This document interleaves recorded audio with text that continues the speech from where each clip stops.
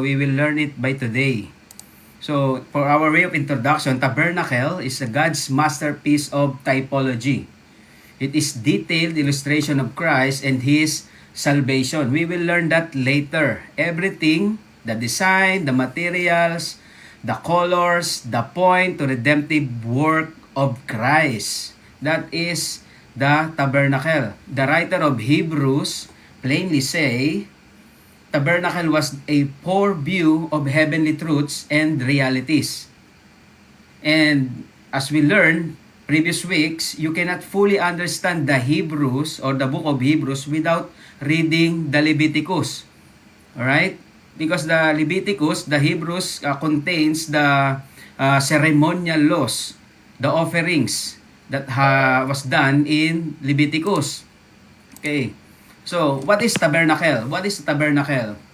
Tabernacle is a tent the Israelites constructed during their wilderness wanderings. The place where God dwelt among the Israelites. Okay? The portable sanctuary used by the Israelites in the wilderness. A tent and a place of dwelling, a sanctuary. Actually, the tabernacle itself is a grace of God. Have you ever realized that? Because the people of Israel was asked to conquer or to possess the promised land by 11 days only. Because of their murmurings and rebellions, they took 40 years. And by God's grace, God is with them for 40 years through the tabernacle. Alright? So that is the tabernacle. It's also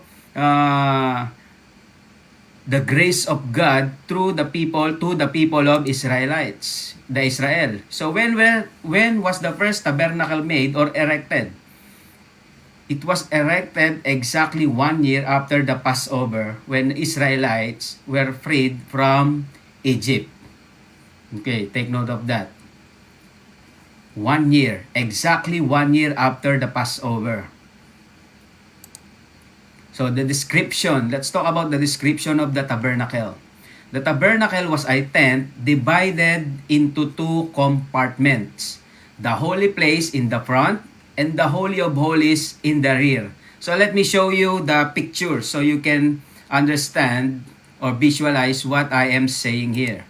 Okay, this is the tabernacle. Tabernacle was a tent divided. You can see here inside this. This is the courtyard. And the one with the tent, covered with the tent, is the tabernacle. The tabernacle has two compartments, the holy place in the front and the Holy of Holies in the rear. Okay, this is the courtyard. This is the most holy place, Holy of Holies, holy place. Okay. In the holy place was the golden candlestick. Okay, this is the one. Okay. In the holy place was the golden candlestick, the table of shewbread, and the golden incense altar. From the slides you can see there. And the Holy of Holies was the Ark of the Covenant shadowed by the cherubims. Okay. So just to give you the picture how the tabernacle was erected during those times. And the building materials, later we will see more about the details about the tabernacle.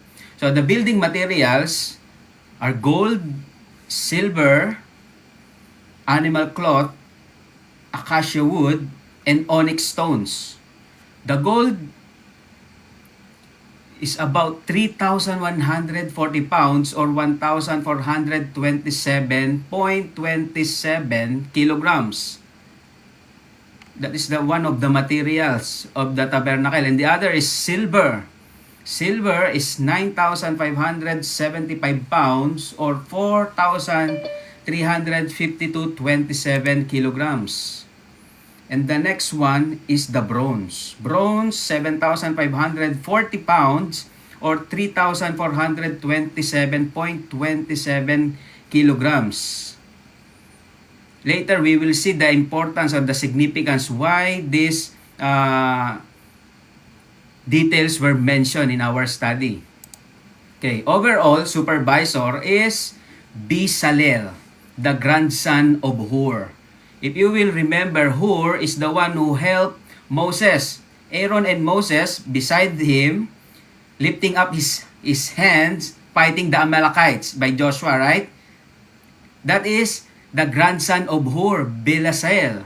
He is the overall supervisor from the tribe of Judah, the artificer who executed the work of art in connection with the tabernacle in the wilderness. We can read that in Exodus chapter 31 verse 2 and 35 verse 30. We don't need to go there. You can just read it by yourself after the class. So, he was engaged principally in the works of metal, wood, and stone. That is Bezalel.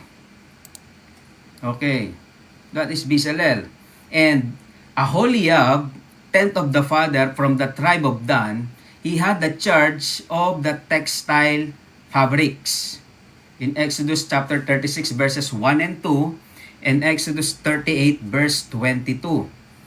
And the time of construction is around 6 months.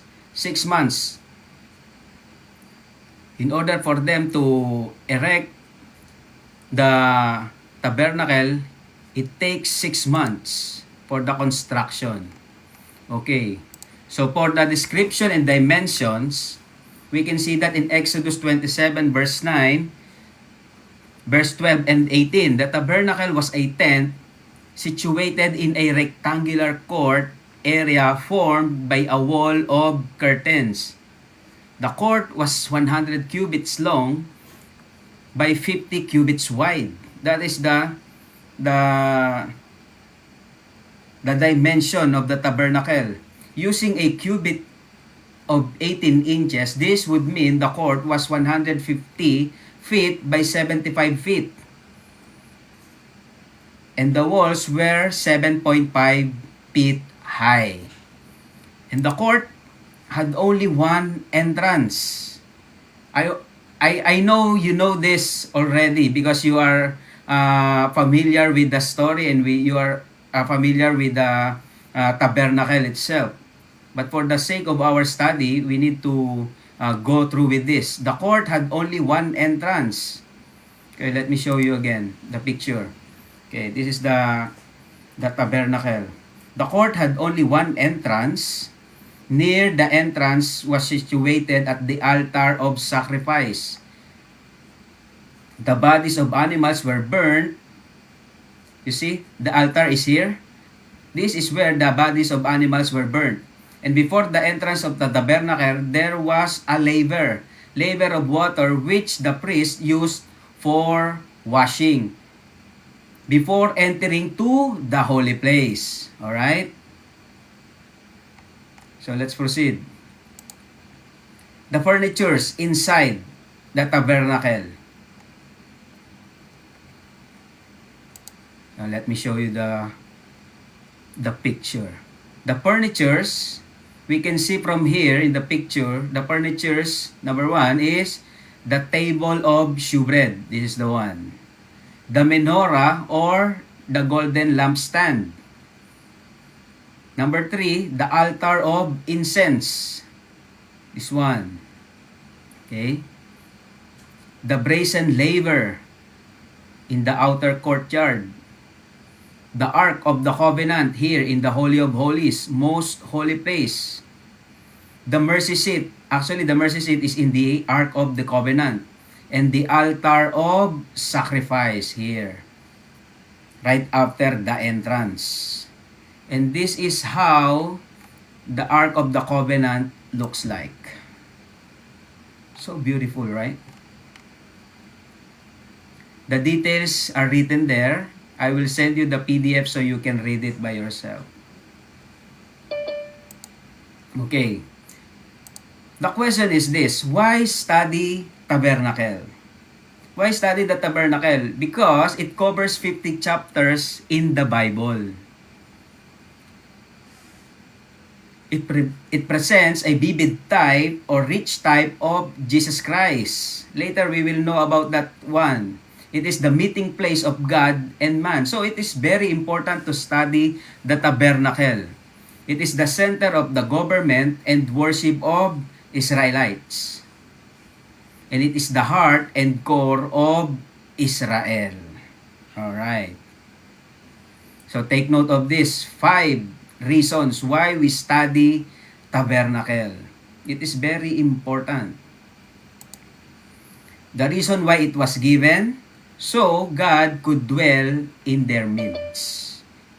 That is the first and foremost reason. So God could dwell in their midst to teach them holiness. Because the presence of God teach them holiness. To teach them simpleness.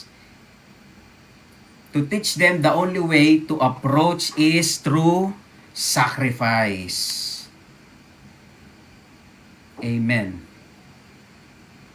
And the other names for tabernacle is, it is a royal residence. Because the king is there. Royal residence, a sanctuary, a dwelling, a tent of meeting, and a tabernacle of testimony. That's are the other names of tabernacles. You can call it the royal residence, sanctuary, dwelling, tent of meeting, and tabernacle of testimony. And this is the threefold division of tabernacle. The outer court, the inner court or the holy place, and the holy of holies. Let me show you the picture again. The outer courtyard, you can find there the outer courtyard, the altar, burnt offerings, and the laver. And the inner courtyard, in the inner court, is the holy place. And the last part is the holy of holies. Okay. So let's see the significance or the importance of tabernacles now to us believers.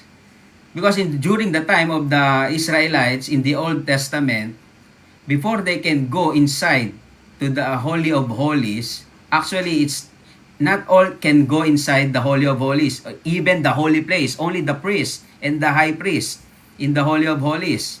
They need to burn offering first.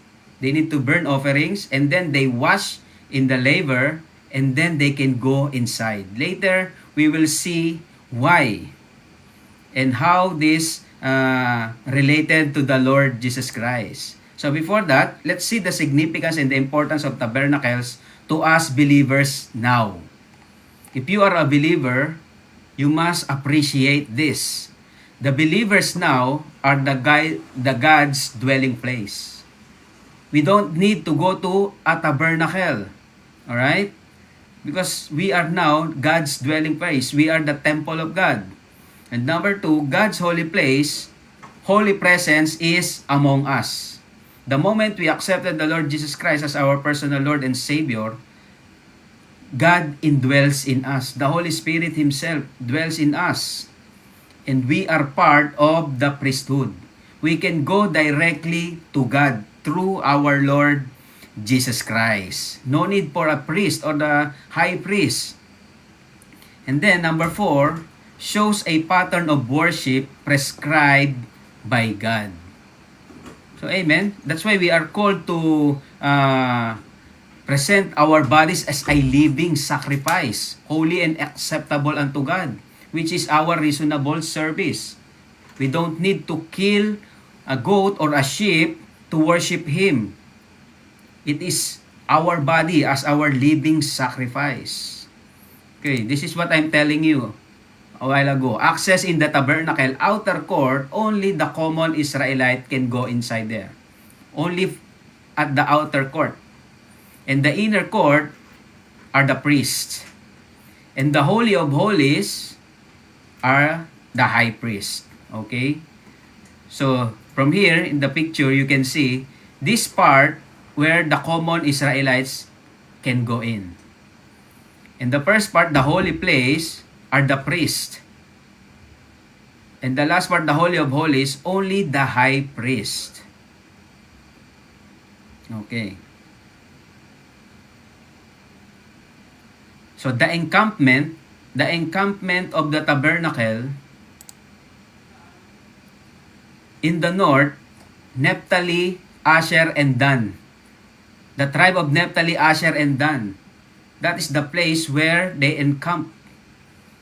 And the background is the blue background with the eagle of gold. Okay. Let me show you the picture so you can understand. Israelite camp and the tabernacle. In the north side, the Naphtali, Asher, and Dan. And in the east, Issachar, Zebulun, and Judah. And in the south, Reuben, Simeon, and Gad. And in the west, Manasseh, Benjamin, and Ephraim.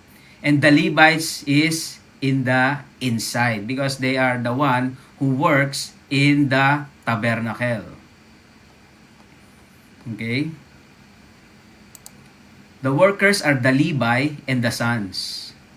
The worshippers, Moses, Aaron, and sons. Levi means to adhere to what is right. Okay, that is important. Levi has 3 sons, Merari, Gerson, and Kohat. Okay.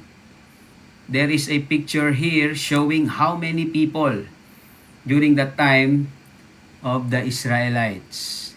The camp of Dan, the total is 157,600. The tribe of Dan itself is 62,700. Asher, 41,500. I will not go through it one by one. You can just review that later. Okay. As well, the camp of Ephraim, 180,100. Camp of Judah, 186,400. And camp of Reuben, 151,450. That is the arrangement of the camp of Israel. And we can read that in Numbers chapter 2 verses 1 to 3. Chapter 2 to 3, I mean. Okay. The entrance. Now, we are now going to explain the relationship between Christ of the tabernacle now. The entrance. The only entrance to the court was through a curtain in front the called gate. Okay? Exodus 27 verse 16 says, "And for the gate of the court shall be an hanging of 20 cubits of blue and purple and scarlet and fine twined linen, wrought with needlework, and their pillars shall be 4 and their sockets 4." This is how it looks like, the gate. Okay, so imagine it. 20 cubits, blue and purple, scarlet, you can see the color, fine twined linen, wrought with needlework, and their pillars shall be 4. There are 4 pillars here, 1, 2, 3, and 4. The curtain gates represent no other than the Lord Jesus Christ. He is the way, the door. Okay? Jesus Christ, the only door to God. We can read that in John 14:6, where He said, "I am the way, the truth, and the life." He is the way. Any man who draw near to the tent of God's presence had to enter through that one beautifully woven gate. There was no other way. Only one way. And that is the Lord Jesus Christ with regard to our salvation. The Lord is the way, the only way. There's no other way. The curtain gate represents Christ as the only door to God. Okay? The fence. Let's talk about the fence. The fence, the materials, are brass, speaks of judgment. Let me show you the picture. Okay, this is the fence. Okay, the brass speaks of judgment, And the wood speaks of humanity. 60 pillars made of wood overlaid of brass. 60 pillars. If you will count these posts, actually these are 60. 60. The pillars of post. Brass symbolizes judgments and reminds us that the believer can only come into the presence of God when sin is fully judged. This requires a Savior depicted by the sacrifice altar. Okay. See? If you can see and notice in the picture, that's how they build the fence and the wall. That is the tabernacle wall. And you can see the angle here. This is how it looks like. Okay. And the purpose of this fence actually is protection. Protection, separation, barrier, way of approach, and line. That is the purpose of the fence. Actually, literally, that is the purpose of the fence. But spiritually, we can relate it with our spiritual salvation and condition. The curtains. Let's talk about the curtains. The curtains, 20 bronze posts in north-south. 20 here. 20 here and 20 here. North-south. And bronze posts as well. 10 bronze posts in east-west. Here. 10 here and 10 here. So total of 60. Okay? Total of 60. And the colors. The colors, blue, speaks of origin, Christ, heavenly nature, and character. So it's not an accident that they just put or choose the color, because it is God who asked them to put the colors. Blue because it speaks of origin, Christ, heavenly nature, and character. And the other color is purple, speaks about royalty or the kingship, combined heavenly nature and sacrifice for sin. And scarlet, sacrifice for sin.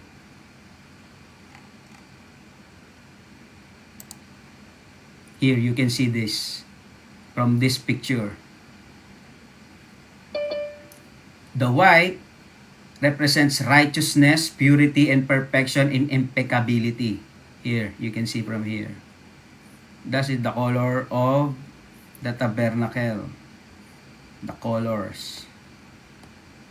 The outer covering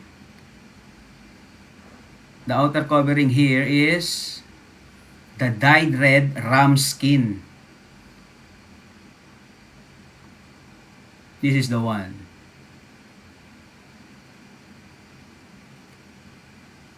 It signifies Christ, our substitute, the second covering. And the badger skin, Christ, humility, the outer covering. This is the one, the outer one. And the fine linen, this one, is the sinlessness and purity inner covering. Actually, all of this represents Christ. And the goat's hair, Christ judge for our sins. This is the third covering. Goat skin. This one. Okay. It will make sense if we understand how God died for us. Here, we can see from this picture the clear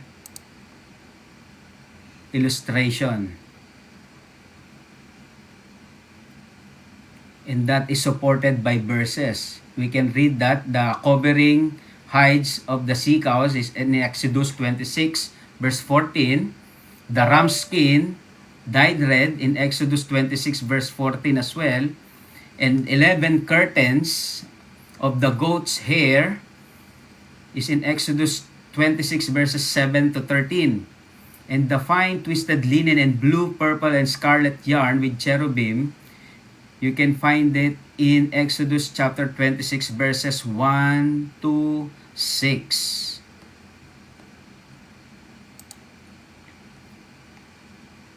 Okay. So the entrances.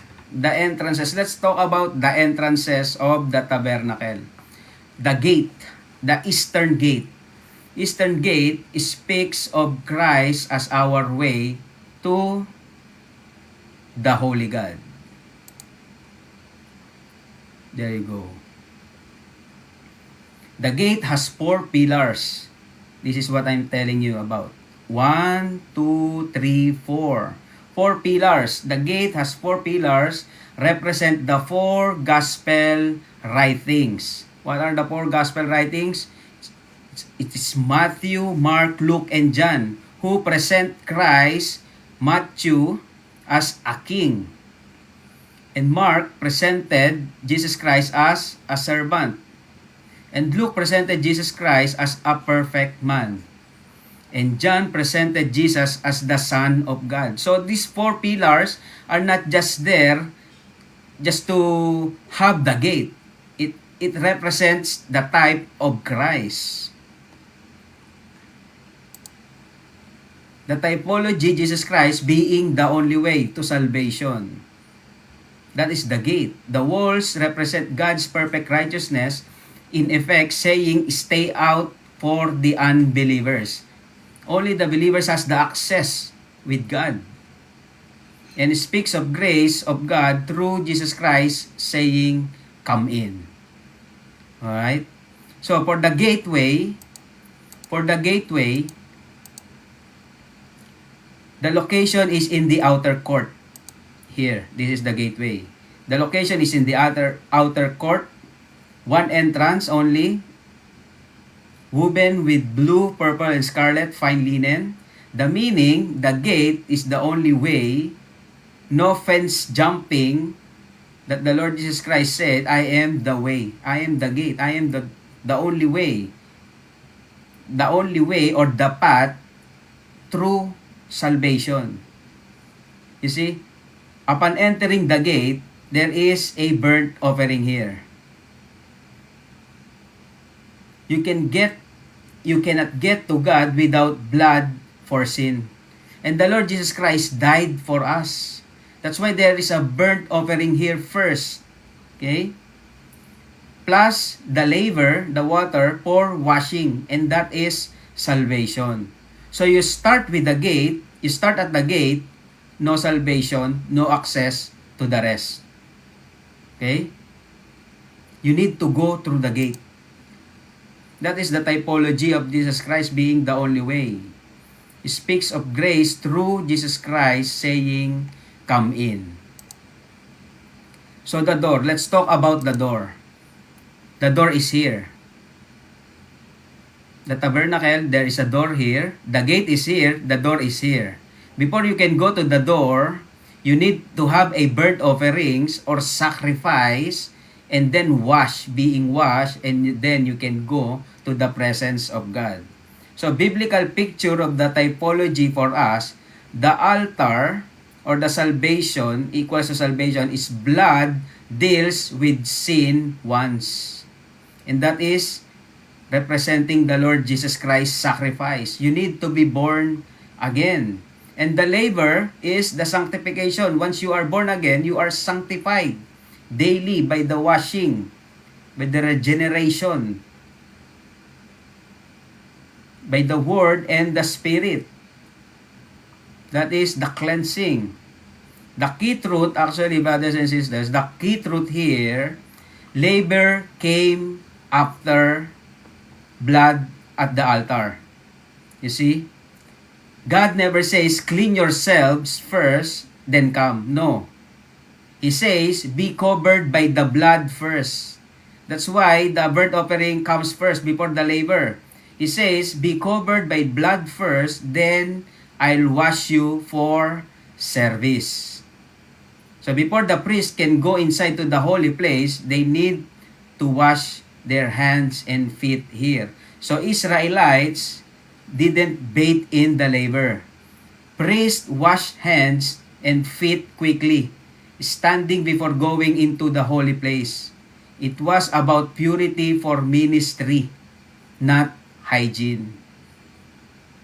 So that's the purpose of this burnt offerings and the laver, the altar for burnt offerings. Before you go to the door, you need to burn offerings for salvation to Jesus Christ. The same way, before you can go to the Father, you need to accept the perfect gift or sacrifice of the Lord Jesus Christ before you can get washed by the blood. And to enter into the door, way to the holy place, open only to all the priests. Remember, the Holy of Holies, the holy place, it was divided into two.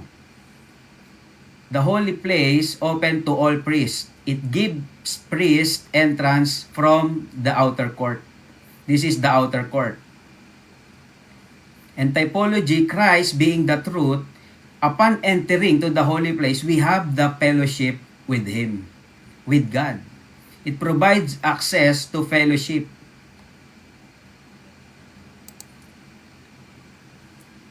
Okay.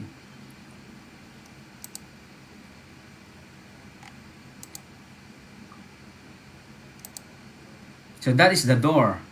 It provides access to the fellowship. This is how it looks like. The door. This is the door. The door actually is located at the holy place, the tent, or the tabernacle itself. It is a 3-meter wide. Also blue, purple, scarlet. Meaning the door is the entrance to where God's presence is. And the truth, inside the holy place were 3 items. Remember the 3 items, the shewbread, the lampstand, and the incense prayer. All of those are the type of the Lord Jesus Christ. The shewbread or the bread represents the Word. And the Lord Jesus Christ says, I am the bread of life. And the lampstand, let's go back here for a while to show you.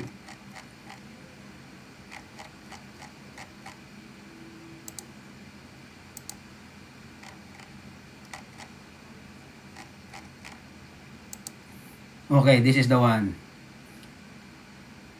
You can see from here, 3 items.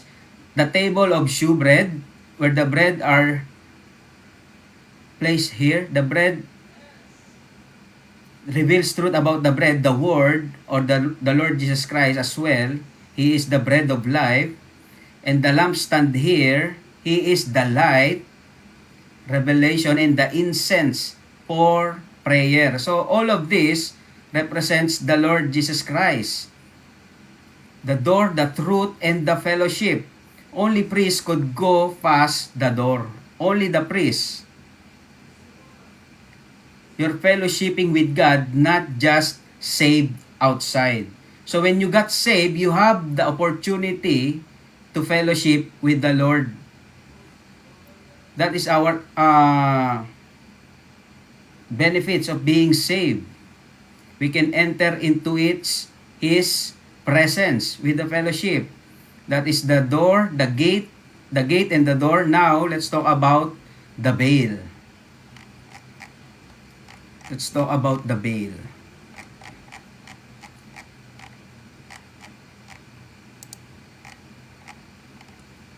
This is the veil. Okay.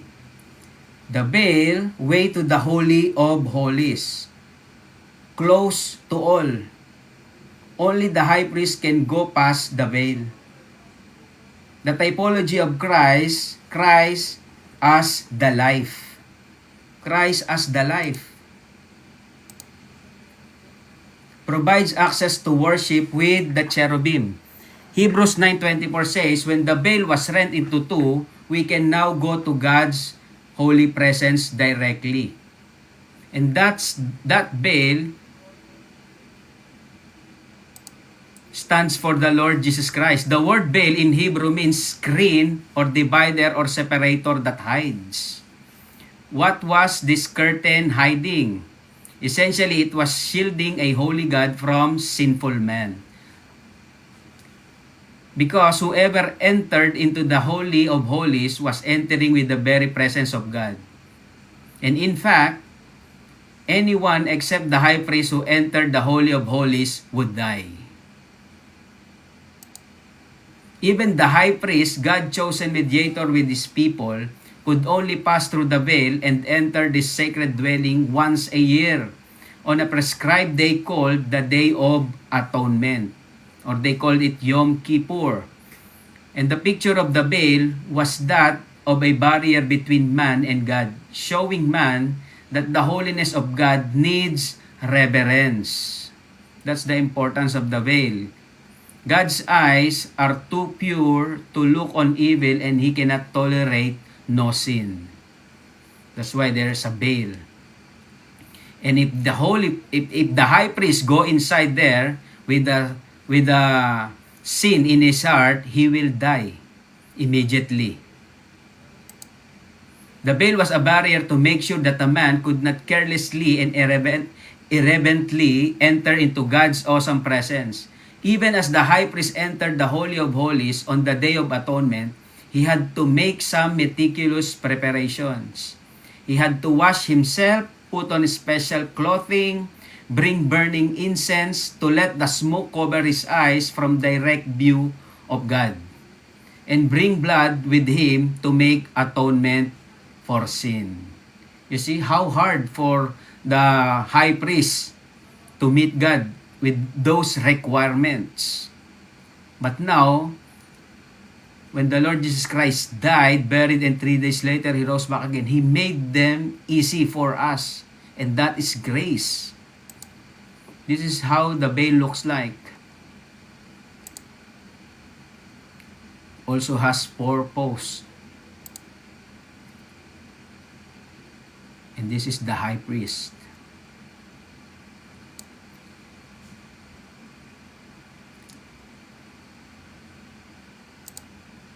Hebrews 9:7 says, "But into the second went the high priest alone once every year, not without blood, which he had offered for himself and for the errors of the people." That's what the high priest is doing once a year, every year.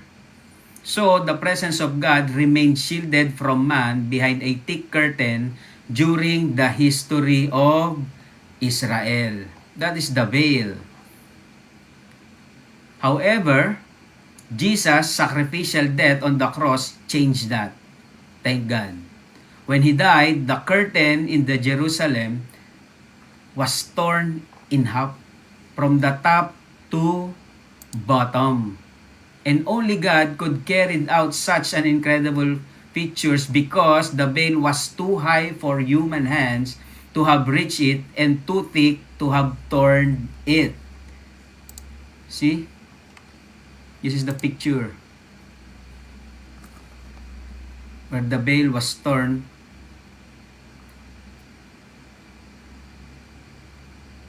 to give life and worship. The location of this veil between the holy place and the most holy place, it was in the center. Thick curtain with cherubim. Meaning, the veil separated sinful men from God's holiness. We can read that in Hebrews 10 verse 20. Through the veil, that is to say, His flesh. That is the flesh of the Lord Jesus Christ. Life behind veil was the ark and mercy seat. Life only comes where God's presence is. And the worship only high priest once a year with blood, true worship entering God's presence. When Christ died, veil tore, and we now have the access. Thank God, veil was the barrier, Christ's body torn, and the veil was torn. Now we enter life and worship freely. We can have the access directly to God because of Christ's death. The Jerusalem temple, a replica of the wilderness tabernacle, had a curtain that was about 60 feet in height and 30 feet in width and 4 inches thick. Furthermore, it was torn from top to bottom, meaning this act must have come from above. That happens the moment when the Lord Jesus Christ died on the cross. As the veil was torn, the Holy of Holies was exposed. God's presence was now accessible to all. Shocking as this may have been to the priests ministering in the temple that day, it is indeed good news to us as believers. Why? Because we know that Jesus' death has atoned for our sins and made us right before God. Amen? That is a good news. That is a good news actually. The torn veil illustrated Jesus' body broken for us, opening the way for us to come to God. As Jesus cried out, "It is finished," on the cross, He was indeed proclaiming that God's redemptive plan was now complete. The age of animal offerings was over. The ultimate offering had been sacrificed. Amen? So that's the tabernacle related to our Lord Jesus Christ. In Hebrews chapter 10 verses 19 to 22, having therefore, brethren, boldness to enter into the holiest by the blood of Jesus, by a new and living way which He had consecrated for us through the veil, that is to say, His flesh, and having an high priest over the house of God, let us draw near with a true heart in full assurance of faith, having our hearts sprinkled from an evil conscience and our bodies washed with pure water. Amen. Amen and amen. Thank God. So we can see in the Old Testament the fulfillment in the Lord Jesus Christ's sacrifice. So for the summary, we have the gate, the only way to salvation, that is the Lord Jesus Christ, and the door that separate is the Lord Jesus Christ as well, the truth, and we have the fellowship. If we have the fellowship with the true relationship with the Lord Jesus Christ, we can now have the access to God, and the veil, we can now live our life with the life of worshiping Him through our bodies as a living sacrifice. So I hope and I pray this typology or type of Christ through tabernacle will give us the clear understanding why the tabernacle is called the masterpiece of God. Or the details, the illustration of Christ and His salvation, everything, the design, materials, colors, point to redemptive works of the Lord Jesus Christ. So that would be our lesson for today with regards to tabernacle. I hope and I pray we learn something tonight about the type of Jesus Christ through the tabernacle. So if you have questions now, you can ask questions. If I know the answer, I will answer right away. So I hope it is clear to us how the tabernacle related to the Lord Jesus Christ and what He has done for us in order for us to have our salvation and enjoy the relationship now with the Lord and God the Father with the Holy Spirit. So, let's go now for your questions. Do you have any questions with regard to our study today?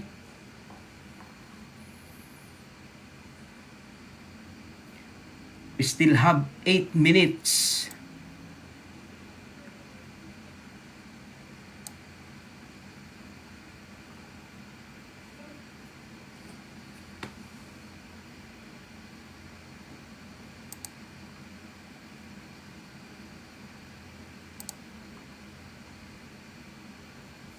Amen.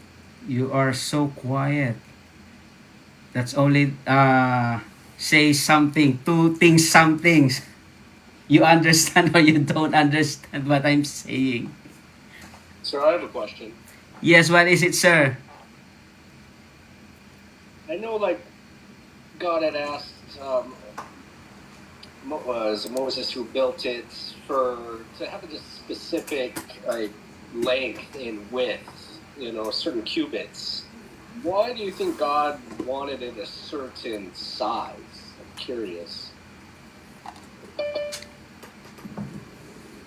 Certain, yeah, actually that is a good question that I haven't think about, but because God is so particular in the uh, dimensions or the size, the heights, maybe I can go back to you. I will just do some research about it.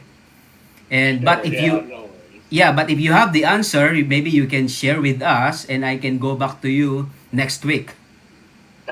Yeah, no, I don't have the answer, but reading that, how specific he was, yeah, with the curtain length and the walls and how tall and how long, it, it, it's just kind of interesting Yeah, actually, fact it, to it is think so about. We might interesting. never know the real reason, obviously, but I just find it very interesting how God asked it to be a certain length to the cubit, to the one cubit, that they measured in at that time. Yeah, So actually, yeah, even the gold, the silver, the bronze, the colors, every details. Actually, it is not from Moses or anyone else, but it is from God Himself. Thank God for right. that question. I have some assignment to do. If you don't know, it's okay. Yeah. Thank you. Good lesson. Thank you for that question. It reminds me that I need to study more and more. Yeah, we might never know. Yeah, until we see Christ, we can Until we ask see Him Christ. personally. Hey, why are you so specific on that? Yeah, thank you, thank you. Size. Yeah. Anyone who have the idea why or any other questions? Thank you, Yeah, Sir even if it's David. speculation, what do you guys think? Yeah, I what do really you guys think? Why there's a uh certain qubits? Actually, particularly if we will go back to the Lord Jesus Christ before he came to earth, before he became flesh, there are particulars that already written in the prophecy. I believe it is not exactly the way it is, the qubits, the heights, but the prophecy itself, there are certain things that already written just to prove that the fulfillment of Christ was already written in the Old Testament. I don't know how to relate it with the qubits, but the same way, when the Lord speak about something, it is in particular and it's referring to the Lord Jesus Christ. So let me have a research about it and I will get back to you. For sure, I will make a study. I will not sleep tonight.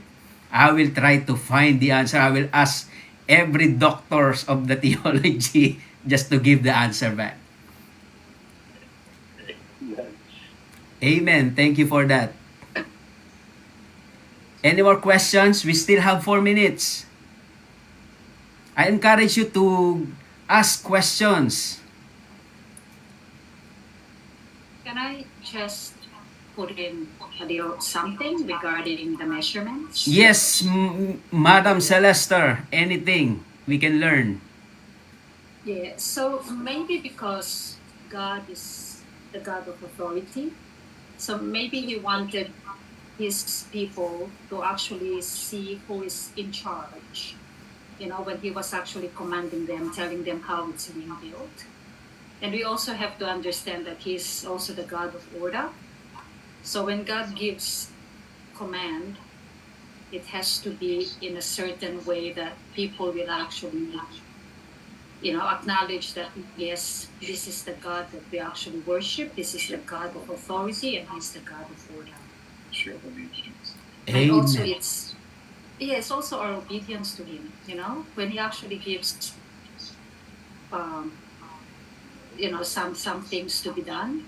It also shows how he also wants to know how obedient we are, because it's very, like as Brother Lee actually was mentioning, why very specific, why a certain measurement, so it only shows as well how obedient we are when how we actually follow the Lord's directives. Amen. Amen. Yeah, Actually, I that's see all. the principle there. Actually, when the Lord Jesus Christ asked Noah to build an ark, there are specific measurement. There are specific materials to be used. Amen. So in principle, the the actions or the response of a believer is to follow exactly, because God is God of order, as what Sister Celeste is saying. So we need to follow the rules whether we understand it or not. He is sovereign. So what we need to do is to obey. Maybe that is the nearest answer that we can give tonight with that question, Brother David. Any more questions? Thank you, Sister Celeste. One more question. No more questions. Yes, ma'am. Sister Celeste. Do we have exam next week? That's a good question. No, don't have. We don't have. For those who didn't submit your assignment yet, please submit it now. Submit it by today. Those who submit it on or before today, you already have your perfect score. Just like the Lord, when He asked to submit or ask for a specific qubits, that's what I ask you to do. Just submit on or before. Amen? So any more questions? No more. So later I will send you the PDF of our slides so you can read it back and refer to those verses. Okay, so if you don't have any questions, I hope and I pray that we understand what we have discussed by today with regards to tabernacle and how it relates to the Lord Jesus Christ. Amen. Okay, since Brother David asked a question, I would like to ask you to close us in the word of prayer, sir. Sure. Yeah. Let us pray. Dear Heavenly Father, God, thank you just for Brother Merchant and his testimony and his teaching us, God, and of just the power of who you are, Lord, and the tabernacle, and just how specific you requested it to be built, God, for your glory. God, just continue to bless this church and this school, Lord, and all of these students, God, as they put in their evening to learn more about you, God, and to continue their studies and give them all the wisdom and the knowledge, God, to just get through each and every lesson, Lord, in your name. God, just continue to protect us all in this world. God, keep us all safe, God, and we just are waiting for your return, Lord, so we could just come to heaven to be by your side, Lord. Just continue to glorify us on this earth, God, and keep us all healthy, keep us all safe, God, and just as we continue our day and then enjoy our night, Lord. Just protect us all and keep us all safe. And we ask this in your mighty name. Amen. Amen, amen, and amen. So, I would like you to open your camera. Let's have a photo attendance.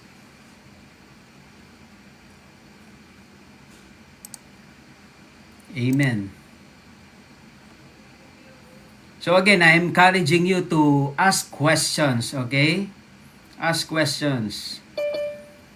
So ready? 1, 2, smile. 3. Amen. One more. Next page. Hold on, eh? Hold on for a while.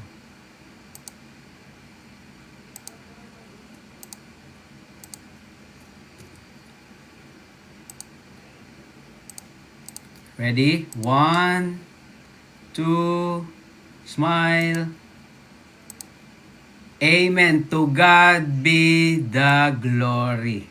Thank you and have a good night rest, everyone. See you next Thursday. You may now excuse yourself. Thank you, Brother David, for the question.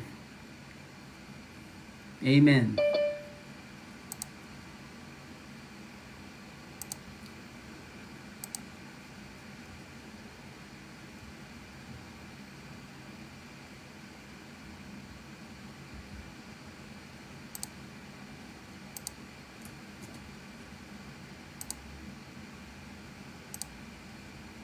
Amen.